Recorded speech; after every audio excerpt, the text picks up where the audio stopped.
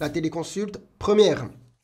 Salut à tous, alors vous ne me connaissez peut-être pas encore, alors je vais me présenter, je m'appelle Avicenne, je suis interne en médecine, je finis dans 3 mois et je serai docteur en médecine générale. À côté de ça, je fais aussi pas mal de vidéos sur YouTube et à partir de maintenant, avec String Theory, on va faire de la vulgarisation médicale, accompagné de mon grand ami Didier. Aujourd'hui, on va commencer, du coup c'est parti pour une première vidéo.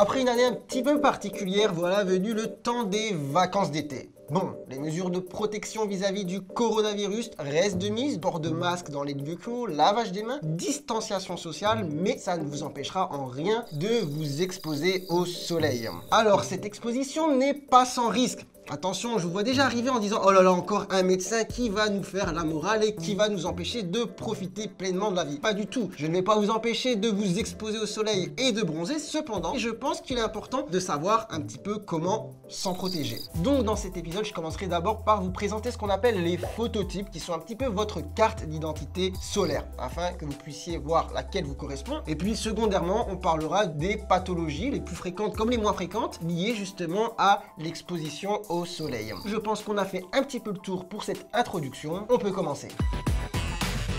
Tout d'abord, expliquons ce que sont les phototypes. Je ne vous apprends rien en disant que sur Terre, nous sommes très nombreux et nous n'avons pas la même couleur de peau. Et un homme a fait une classification justement par rapport à ce qu'on appelle les phototypes. Ça s'appelle la classification de Fitzpatrick. Donc on peut commencer par le phototype 1, donc c'est pas très compliqué. Ce sont des personnes avec la peau très claire, peau blanche, souvent des personnes blondes ou rousses avec des taches de rousseur permanentes, des yeux clairs, bleus ou verts et qui, pas de chance, au soleil, ne bronzent pas. En tout cas, elles brûlent à chaque fois, ça fait mal. Et on peut prendre un exemple un peu connu, Ed Sheeran, on voit qu'il est roux, qu'il a les yeux clairs. Et si on prend par exemple ses clips, il y en a un qui se passe en Afrique qui s'appelle Bibi Ya Bébé et on le voit pas du tout, sauf à la fin, de dos, en noir et blanc, donc je pense qu'il avait un petit peu cramé. Ensuite, on peut enchaîner par les phototypes 2, pas vraiment très différents, mais bon, ce sont des personnes à la peau aussi claire, mais plutôt blond, châtain, avec des yeux aussi clairs, des personnes qui bronzent très difficilement, qui brûlent aussi très facilement. Ils ont aussi la particularité de pouvoir avoir des petites taches de rousseur qui apparaissent au soleil. Je pense que vous en connaissez pas mal des personnes comme ça. On peut prendre par exemple Nicole Kidman, je pense qu'elle en fait partie. Passons ensuite au phototype 3. C'est un petit peu le phototype de transition. On peut y retrouver des personnes avec des cheveux clairs, des cheveux un peu plus foncés,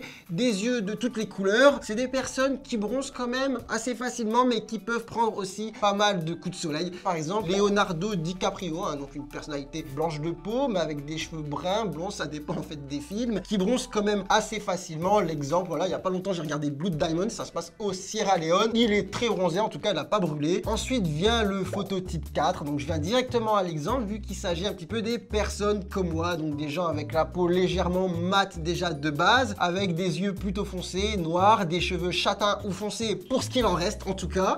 Et puis des personnes du coup qui bronzent quand même assez facilement et qui prennent très rarement des coups de soleil, sauf exposition vraiment intense. Ensuite viennent les deux derniers phototypes. Franchement, eux, ils sont pas très difficiles à classer, à ranger, vous allez comprendre. Donc vient par exemple le phototype 5 avec des personnes à la peau quand même assez foncée, très mat de peau, des yeux foncés aussi, des cheveux foncés. On peut prendre par exemple Jamel Debbouze, on le voit bien dans Mission Cléopâtre, il ne craint pas vraiment le soleil. Et le phototype 6 pour terminer, franchement là il n'y a pas à cogiter, ce sont toutes les personnes à la peau noire. Donc en exemple on peut en citer des milliers, Eddie Murphy, Omar Sy, en tout cas voilà, ce sont des personnes qui ne prennent presque jamais de coups de soleil. Donc clairement finalement ce sont plutôt les phototypes 1 et 2 qui sont les plus à risque de développer des maladies comme les cancers liés à leur exposition au soleil. Maintenant sachez que ça reste quand même possible pour tous les types de phototypes en fonction voilà de la durée d'exposition, des années d'exposition au soleil, etc. Maintenant dans la partie qui suit, on va parler justement comment s'en protéger. Bon, il y a les phototypes 1, 2, 3, 4, 5, 6. Bon, toi, franchement, t'es plutôt -5.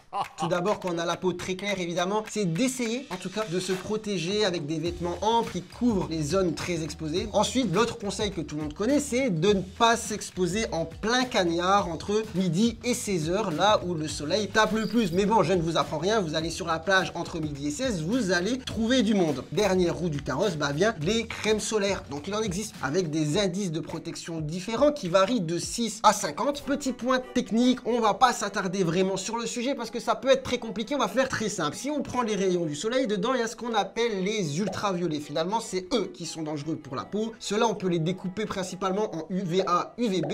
Et finalement, les crèmes solaires, elles se font principalement en fonction des UVB. C'est eux qui sont très dangereux, en tout cas à court terme sur la peau. C'est eux qui provoquent les rougeurs, brûlures, coups de soleil. Comment ça marche pour faire une crème solaire? C'est très simple, vous prenez deux personnes, vous les exposez au soleil, en tout cas à une lumière ultraviolet, UVB dans ce cas-là. Sur une d'entre elles, vous mettez pas de crème solaire et sur l'autre, vous en mettez. Et vous attendez et vous voyez au bout de combien de temps apparaît une rougeur. Et si on prend par exemple le cas d'une crème solaire indice 30, ça veut dire qu'il a fallu une exposition 30 fois par exemple plus longue que sur la personne qui n'avait pas de crème solaire. Après, ces crèmes doivent quand même protéger des UVA, mais c'est des méthodes un petit peu plus compliquées pour évaluer la protection contre ces ultraviolets. Il faut quand même que les crèmes respectent un ratio de 1 pour 3, c'est-à-dire que si on prend un indice de protection 30, il faut que ces crèmes assurent une protection équivalente à un indice 10 contre les UVA. Comme je disais, les indices de crème solaire, il en existe plusieurs, ça va de 6 à 50. Comment adapter en fonction de votre phototype? Si vous avez un phototype 1 ou 2, c'est du 50-50+. Phototype 3, c'est crème entre 30 et 50. Pour les phototypes 4, vous pouvez varier entre 15, 25, 30 en fonction justement de l'exposition, du fait que vous soyez bronzé ou non. Et puis pour les phototypes 5 et 6, en gros, c'est les crèmes avec les indices les plus faibles, donc 6 et 10. Alors maintenant qu'on a fait un petit peu le point justement sur les différents phototypes, sur la manière de se protéger, on va entamer toutes les problématiques de peau justement liées à l'exposition en passant par les maladies les plus graves, les moins graves. Vous allez voir, on va faire un petit peu le tri. On commence par le plus connu, les coups de soleil. Donc finalement, c'est quoi un coup de soleil? C'est tout simplement une brûlure. Les brûlures, je pense que vous avez déjà entendu, il existe différents degrés. C'est pareil pour les coups de soleil. Vous pouvez avoir des brûlures du premier degré jusqu'au deuxième. Et encore le deuxième, vous pouvez le couper en deux avec deuxième degré superficiel et deuxième degré profond. Superficiel, c'est quand c'est vraiment très rouge, c'est très douloureux, avec des cloques, apparition de cloques. Et deuxième degré profond, c'est quand il y a des petites nuances à savoir, petites différences avec les cloques, le fond de la cloque, le fait que ce soit insensible parce que tout a été cramé. Du coup, toi, Didier, les problèmes de peau, c'est plus vraiment ton souci. Hein. Le coup de soleil, ça peut faire très mal, ça peut même laisser des cicatrices et surtout, avec la répétition, ça peut engendrer des problématiques plus graves comme les cancers de la peau. Et c'est ce qu'on va développer maintenant. Alors, le plus connu et le plus redoutable des cancers de la peau, ça reste le mélanome. Alors, dit comme ça paraît gentil, mélanome, et surtout, même quand on le voit, ça ressemble à un petit grain de beauté. Du coup, même quand on travaille comme moi en médecine et qu'on a vu des cancers un peu dégueulasses, on peut se dire, oh, lui, il est gentil, il est mignon. Or, pas du tout, ça reste quand même un cancer très invasif, très dangereux, peut être mortel. Donc, il faut s'en méfier comme de la peste. C'est quand même 11 000 nouveaux cas par an en France. Donc, clairement, c'est pas un cancer rare, d'où l'importance de se protéger. À quoi ça ressemble? Comme je disais, ça ressemble quand même à un gros grain de beauté. Alors, ne devenez pas parano si vous en attrapez des nouveaux à chaque fois. C'est normal d'attraper des grains de beauté, ce qu'on appelle un névus en médecine, tout au long de sa vie, avec un plateau quand même vers l'âge de 40-50 ans. En général, ça stagne à ce moment, mais c'est normal, même à 30-35 ans, de choper un nouveau grain de beauté sur la peau. Qui plus est, même si vous avez plein de grains de beauté, il n'y a pas vraiment de grand risque à ce qu'il se transforme en cancer. Ça peut arriver, mais c'est très très rare. Ça concerne quand même, on va dire, un grain de beauté pour 100 000. Comment faire attention? Bon, on peut identifier ce qu'on appelle en médecine des facteurs de risque. En général, un truc qui revient souvent, c'est ce qu'on appelle les antécédents familiaux. Évidemment, s'il y a déjà eu 2 cas de mélanome dans la famille, il faut rester très attentif. Après, évidemment, on a les phototypes, c'est ce qu'on a exposé tout à l'heure et c'est pour ça que je l'ai fait. Phototypes 1 et 2, clairement, ce sont les plus sensibles de développer des problèmes comme les mélanomes suite à des expositions prolongées et répétées au soleil. Alors, je vais essayer de vous donner un moyen mnémotechnique pour voir si justement un grain de beauté est plutôt suspect. Vous allez voir, c'est pas très compliqué.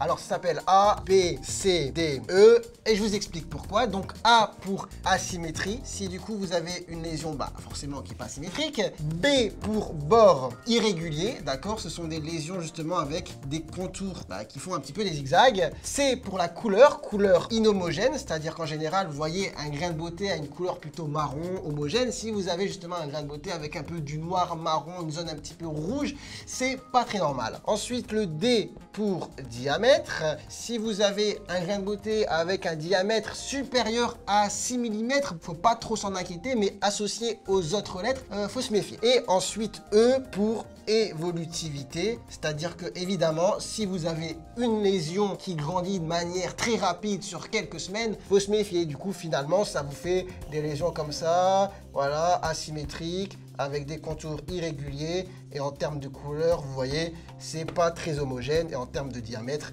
c'est plutôt des grosses lésions. Bon, du coup, tu vois clairement, Didier, des grains de beauté, t'en as plus vraiment beaucoup. Hein.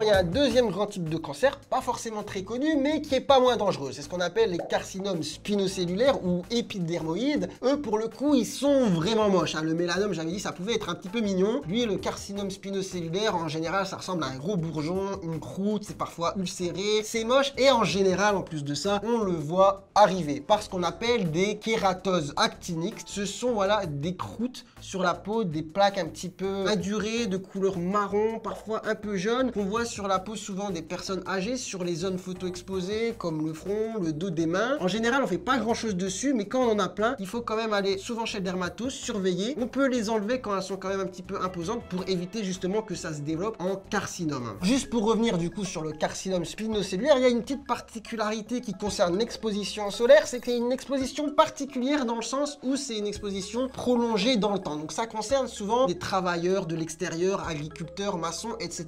Et pourquoi je dis ça? Parce que ça se différencie du cancer qui suit, qu'on va développer, le basocellulaire, qui concerne des gens qui s'exposent au soleil de manière intermittente, d'accord? Donc des gens qui vont par exemple l'été cramer au mois d'août, et ça chaque année.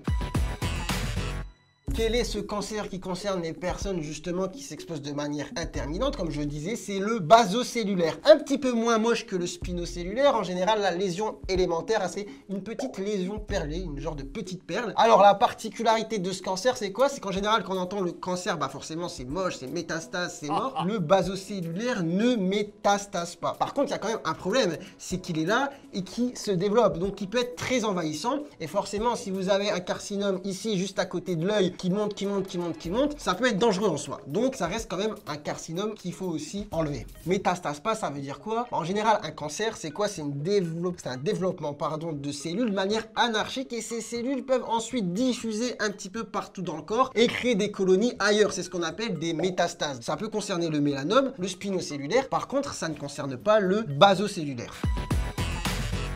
Bon, maintenant, je vous laisse tranquille un petit peu avec les cancers. On va passer aux choses un petit peu plus légères. Donc, la lucite estivale, pour commencer. Ça vous parle pas? Vous avez déjà entendu? Par contre, je suis sûr que vous en avez déjà vu. Ça concerne préférentiellement les femmes. Et ce sont en fait des petits boutons qu'on va attraper après une exposition prolongée au soleil. On appelle ça par abus de langage l'allergie au soleil. Comment on peut soulager tout ça? On peut donner des crèmes à base de cortisone pour soulager l'inflammation, les petits boutons. On peut donner aussi des médicaments antihistaminiques. C'est les médicaments qu'on donne dans les allergies. Ça soulage le prurite. Le prurite, c'est quoi? C'est quand ça démange, ça gratte. Et maintenant, la petite info, on va dire croustillante quand même, c'est que pour les gens chez qui c'est vraiment dérangeant, il existe un traitement qui a une indication dans cette situation. Et c'est un médicament pour le coup, je suis sûr que vous le connaissez, c'est l'hydroxychloroquine. C'est un traitement vraiment, j'invente rien, il a une indication dans la lucite estivale.